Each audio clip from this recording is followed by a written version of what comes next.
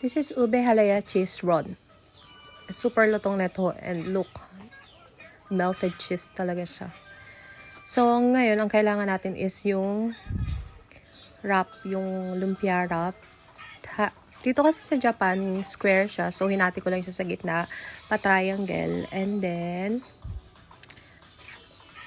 pag naka-triangle na siya, lalagyan mo siya ng cornstarch paste na ginawa mo. Para dumikit siya sa side by side. Hindi lumabas yung ube and cheese pag pinrito natin. So, yan, paulit-ulit lang. So, 10 pieces yung isang balot ng lumpia wrap. So, hinati ko sa gitna, nakagawa ako ng 20 pieces. Ayun yung ube halayang natira. At tapos, ayun yung cheese, hinati ko sa square size. Tapos, yung kulay white kanina is yun yung 2 spoon of cornstarch and then water. Tansyahin nyo na lang hanggang sa maging malapot. Para siyang, gagawin mo siyang parang paste kasi. Tapos, after nyo siyang i-wrap, ipiprito mo lang siya. Ipiprito mo lang siya sa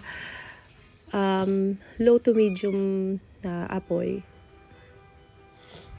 Para maging crunchy lang yung balat. After nyo siyang maprito, salain nyo lang siya para tumulo yung mantika niya. Ayan. Yan yung first batch. Diba? Hindi siya bumubuka. Hindi rin nalaglag yung melted cheese. So, prito-prito lang.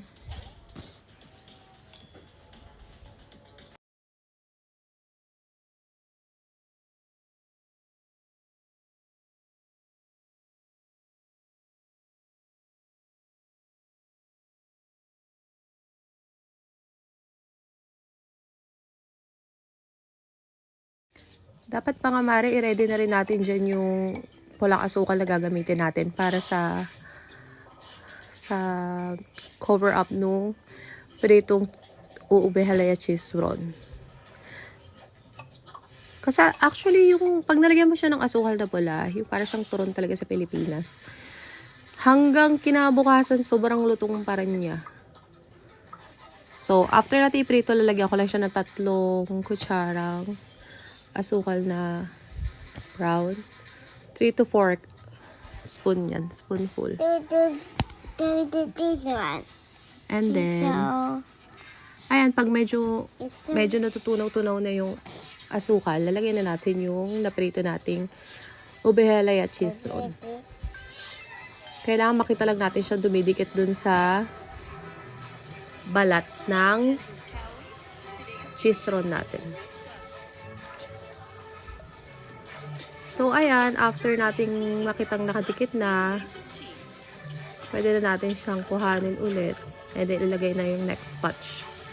As in, mga mare, sobrang lutong niya talaga hanggang kinabukasan. Hindi ka talaga magsisisi. Tsaka daming nagawa, oh. Look naman. So, lagay ulit tayo ng sugar para sa next batch. So, naka 10 pieces plus na yata akong prito ng una niyan. Yun lang.